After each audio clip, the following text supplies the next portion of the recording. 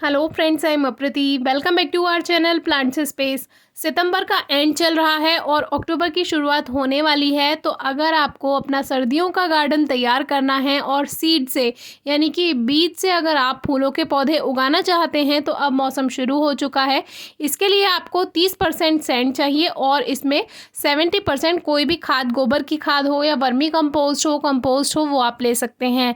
ये जो मिक्सचर बनता है ये बेस्ट सॉइल मिक्सचर है कोई भी सीड ग्रो करने के लिए। इसमें जर्मिनेशन बहुत अच्छी होती है सीड्स की।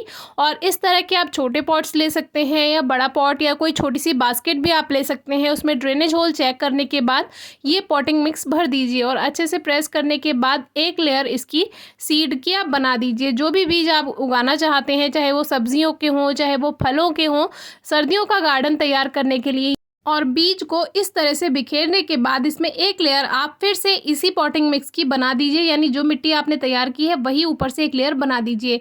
और फिर इसमें वाटर स्प्रे कर देंगे। वाटर स्प्रे के लिए आप घर पर कोई भी वेस्ट बॉटल हो उसमें होल्स कर दीजिए और उससे बहुत अच्छा स्प्रे तैयार हो जाता है और कुछ इस तरह से आपको रिजल्ट मिल जाएगा। ये हमारी पुरानी वीडियो है जो कि अगर अभी हम सीड्स ग्रो करेंगे तो फिर उसका रिजल्ट दिखाने में काफ़ी टाइम लग जाएगा। और आप लोग लास्ट वीडियोज़ तो चेक करते नहीं हैं, बहुत बार आपसे बोला है, लेकिन आपको पुरानी वीडियोस देखने में कोई इंटरेस्ट नहीं है। इसीलिए हमने सोचा कि नई वीडियो के द्वारा ही आपको ये बता देते हैं। तो अब जब भी ये सीडलिंग्स तैयार हों, हल्की मिट्टी को नम करें, उसमें स्प्रे करें और किसी भी इस तरह के छोटे पेपर कप में आप उसको शिफ्ट कर सकते हैं या डायरेक्ट उन पॉट्स में शिफ्ट कर सकते हैं जिसमें आपको ग्रो करना है।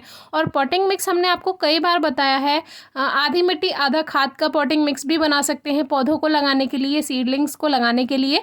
या 60% सॉइल लेकर उसमें 40% कावडंग यानी गोबर की खाद, वर्मी कंपोस्ट या जो भी आपके पास खाद हो वो मिक्स करके इसमें इस तरह से ये जो सीडलिंग्स हैं, छोटे पौधे हैं, इनको आप ट्रांसप्लांट कर सकते हैं।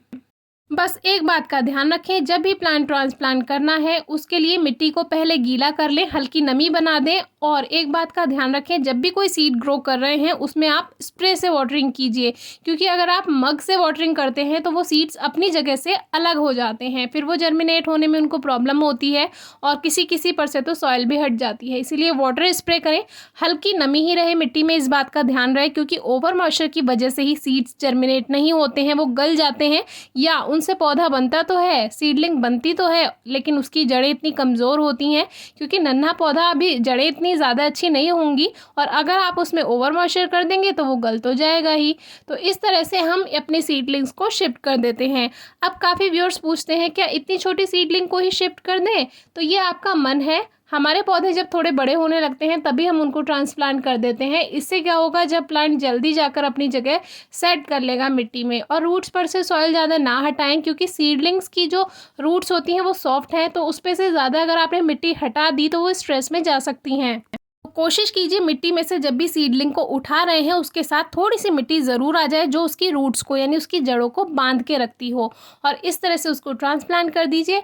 ये काम आपको हमेशा शाम को करना है। फर्टिलाइज़र प्लांट्स में देना है या नए पौधे लगाने हैं, शिफ्ट करने हैं, ट्रांसप्लांट करने हैं, रीपॉट करना है, ये काम आप हमेशा शाम को कीजिए, क्योंकि मौसम में भी थोड़ी ठंडक आ जाती है और रात का टाइम उनको रेस्ट करने के लिए मिल जाता है। और कुछ दिन पौधों को आप धूप में ना रखें, यानी कम से कम 3-4 दिन उनको छाया में रखा रहने दें और फिर उसको हल्की धूप में धीरे धीरे शिफ्ट करें। और फिर जब वो थोड़ा सेट हो जाए, लगभग 1 वीक के बाद, 7 दिन के बाद आप उनको डायरेक्ट सनलाइट में भी रख सकते हैं।